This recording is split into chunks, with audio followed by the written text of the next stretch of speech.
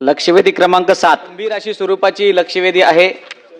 सिंधुदुर्ग जिल्ह्यातल्या माध्यमिक शिक्षण अधिकाऱ्यांवर विविध प्रकारचे आरोप त्या ठिकाणी आहेत की त्या ठिकाणचे शिक्षकांचे पगार आहेत ते वेळेवर काढत नाहीत। त्याचबरोबर त्या ठिकाणची थकीत बिलं आहेत ती बऱ्याच दिवसापासून पेंडिंग ठेवली आहेत। कोणतेही काम करायचं असतं तर त्यावेळेला पैशाची मागणी केली जाते, तसा पुरावा सुद्धा आहे। शिक्षकांच्या वैयक्तिक मान्यता वेळेवर करत नाहीत। अल्पसंख्याक शाळेतले शिक्षकांच्या मान्यता नियमानुसार देणं अपेक्षित आहेत त्या दिल्या जात नाहीत। कोर्टाचा आदेश असून सुद्धा काहींना मान्यता दिल्या जात नाहीत। वरिष्ठ निविड श्रेणीची प्रकरणं आहेत ती प्रलंबित ठेवली जातात। वैद्यकीय बिलांच्या मान्यता थांबवून ठेवल्या जातात। अशा विविध प्रकारच्या त्यांच्यावरती आरोप विविध संघटनांनी केले आहेत। सभापती महोदय, त्यांचा कामाच्या बाबतीत अत्यंत अशा प्रशासकीय दिरंगाईपणा त्या ठिकाणी होत आहे। जिल्ह्यातील विविध संघटना त्यांच्या विरोधात आंदोलन करत आहेत। त्यांच्या हाताखालची लोक मंत्री महोदय काम करायला तयार नाहीयेत। 3 लोक त्या ठिकाणी काम करत होते, जिल्हा परिषदचे कर्मचारी होते, ते पुन्हा त्या ठिकाणी निघून गेलेत। एजंटद्वारे फाईल तपासून घेतल्या जातात आणि किती पैसे लागतात हे सुद्धा त्या ठिकाणी सांगितलं जातं। एका विधवा महिलेकडून मंत्री महोदय फार गंभीर बाब आहे। एका विधवा महिलेकडनं तिच्या मुलाला अनुकंप तत्वावरची नोकरी मिळावी म्हणून 3 लाख रुपये तिने घेतले आहेत। 3 लाख रुपये घेऊन टाळाटाळ करवती, खालच्याही लोकांना पैसे द्यावे लागतील अशा प्रकारची मागणी करून शेवटी त्या महिलेने स्वतःचं मंगळ सत्र विकून त्या ठिकाणी त्या शिक्षण अधिकाऱ्यांना पैसे दिलेत। ही गंभीर बाब आहे मंत्री महोदय। अशा अकार्यक्षम भ्रष्ट अधिकाऱ्याला कोण सहकार्य करतंय? जिथे मी आमदार म्हणून त्या ठिकाणी जाऊन तक्रार करतोय, पालकमंत्री महोदय तक्रार करतात, सीओ तक्रार करतात, तिला कोण आगा आहे?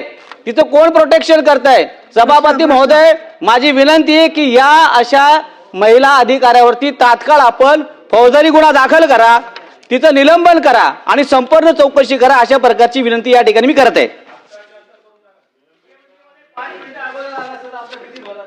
सभापती महोदय,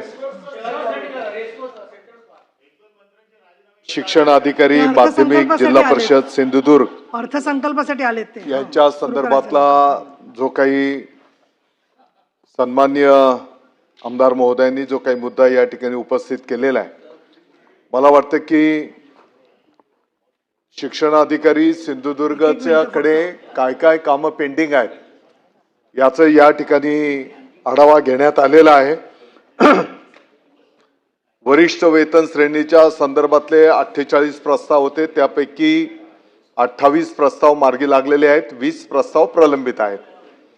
निवड वेतन श्रेणीच्या संदर्भातले 18 प्रस्ताव होते, 12 प्रस्ताव मार्गी लागलेले आहेत, 6 प्रस्तावांवर कार्यवाही सुरू आहे। वैद्यकीय देयकांच्या संदर्भामध्ये 161 प्रस्ताव होते, 50 प्रस्ताव मार्गी लागले आहेत, 111 प्रस्ताव त्या ठिकाणी त्यांच्यावर कार्यवाही सुरू आहे। वैयक्तिक मान्यतेच्या संदर्भातले 5 प्रस्ताव होते, 3 मार्गी लागले, 2 वर त्या ठिकाणी कार्यवाही सुरू आहे। वैयक्तिक मान्यता शिक्षकेतरच्या संदर्भामध्ये 14 प्रस्ताव होते आणि 14च्या 14 शासनाचं यापूर्वीचं जे काही 28/5/2025 निर्णय निर्गमित झालेला आहे त्या अनुषंगाने ते स्थगित आहेत। आणि म्हणून इतरही जर आपण बघितलं तर मला वाटतं की जी काही कामं पेंडिंग आहेत ती कामं तात्काळ, जी काही प्रलंबित कामं आहेत ती कायदेशीर नियमाप्रमाणे असतील ती तात्काळ मार्गी लावण्याची सूचना त्या ठिकाणी करण्यात आलेली आहे। परंतु त्याच्यासोबतच नियमाच्या बाहेर कोणीही काम करू नये अशाही पद्धतीच्या सूचना त्या ठिकाणी देण्यात आलेल्या आहेत। जिथपर्यंत आताच आपण कोण महिलेच्या संदर्भामध्ये या ठिकाणी अनुकंप नोकरीच्या संदर्भातला जे काही मुद्दा उपस्थित केलेला आहे निश्चितपणे त्याची चौकशी केली जाईल आणि यापूर्वीच मुख्य कार्यकारी अधिकारी सिंधुदुर्ग यांच्या अध्यक्षतेखाली चौकशी समिती गठीत करण्यात आलेली आहे। 15 तारखेपर्यंत समितीचा अहवाल सादर होईल। त्या अहवालामध्ये जे काही निष्पन्न असेल त्याप्रमाणे कायदेशीर कारवाई केली जाईल।